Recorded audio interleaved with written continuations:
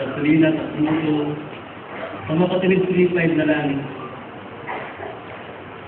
So sa biyaya po ng Panginoon, mga kapatid, ay napakain naman na gusto ng mga kapatiran.